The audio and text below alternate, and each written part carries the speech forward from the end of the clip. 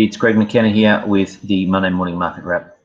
Obviously, it's going to be an interesting week after the sell-offs in stocks that we saw last week.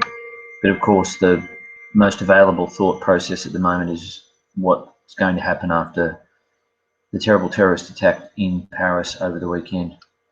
I remember back on September 12, 2001, when I wrote my morning report, as I have been doing now for, I guess, 20 years, after the September 11 attacks. It was only a few hours after the buildings had come down and the emotion was raw, and it was the first time we'd seen anything like that. So all we did was just simply write that our hearts were and thoughts were with New York City and the families and the people who passed away. If you fast forward, that was the most appropriate thing, I think, back then.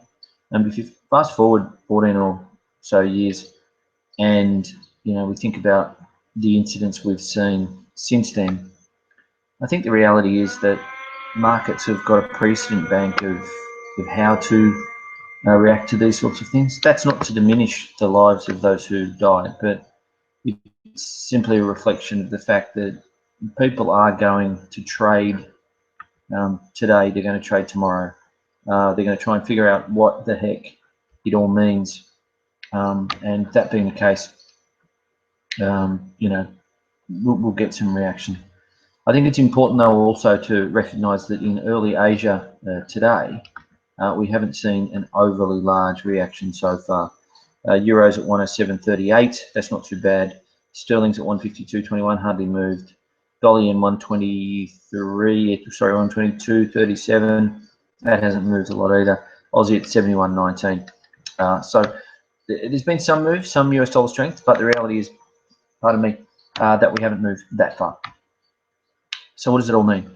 Let's just have a look at some charts, I think. I'll share my screen with you and we can talk as we go through the charts. That's probably the best way. Now, if we think about where we were to start the week, let's just have a look at the S&P 500. So, with big sell-off, recovery, breakdown, and then big recovery in stocks. Since we got up here, the air got a bit too thin above 2100. As I suggested, we've now broken back down. We've made a nice little top, broken back down, and we've essentially satisfied what you might call the move I was looking for. This, back to kind of 2000, that kind of level. The next stop now is 1985, and if you've been watching this little video for a while now, you'll know that it's 1985 that seems to be the attractive level for a while now. So I think with 61.8 broken, we're headed down towards this 1984-85, and if that breaks, then we're back down to 38.2 at 1955. My trading system, short around here, and writing it down, and probably going to write it down to 1985, and we'll see how it looks there. Now the impact of that, of course, that if we swing through to Germany, German stocks off, similar sort of system, similar sort of signal. They failed at the 200. They couldn't get through this downtrend line. They found support at my fast moving average, but ultimately that broke. It's got support here at 10,580 odd. But I'm sorry, I'll make that a bit bigger for you. But it's difficult to see how that is going to hold anytime soon. Of course, we know that France has just dropped some bombs on Raqqa, and things aren't going too great over there. In terms of the Cacheron in Paris, broken the uptrend last week, down 3.5–4%.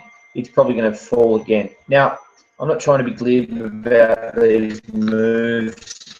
The reality is that these are markets, and that's what markets do. We just have to balance it. It's not the time to get excited about being right trades, but then again, it's never the time to be excited about being right trades. If you've got a clinical process, then making profits shouldn't get you any more excited than taking a loss. In terms of the Aussie, you can see here it's still in its downtrend, under a little bit of pressure. It's got to get up through 71.42 to to get on with things terribly much. We have a look at the euro. Market's still short the euro, so we might get the opposite effect that most people expect. Me, I'm long, 107.38.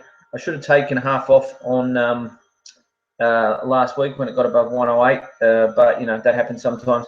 I'm still looking for euro to rally. Now that might seem counterintuitive, but the market's heavily short. If stocks go up, I think euro will benefit, not sell off. Looking here at home on the S&P 200, we've broken. My target is, I wrote a piece on AxiTrader saying the market was going under 5,000. It's basically there. I'm looking for 48.75, so another 100 odd points off for that market. So they're the main day on the data. We have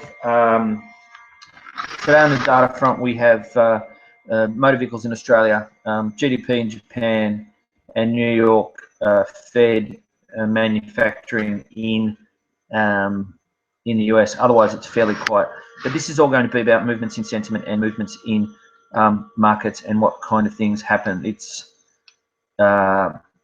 you know, we'll have to wait and see. My sense is that stocks are already under pressure, so this just adds an extra bit of uncertainty, and things could get worse.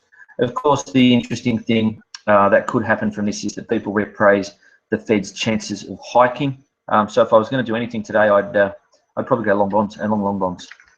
They'll probably rally for a day or two. So that's it from me.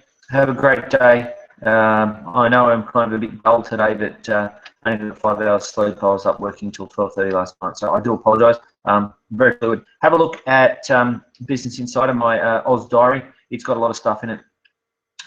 Obviously, my morning reports, 20 seconds at BI, and also the morning market wrap at AxiTrader.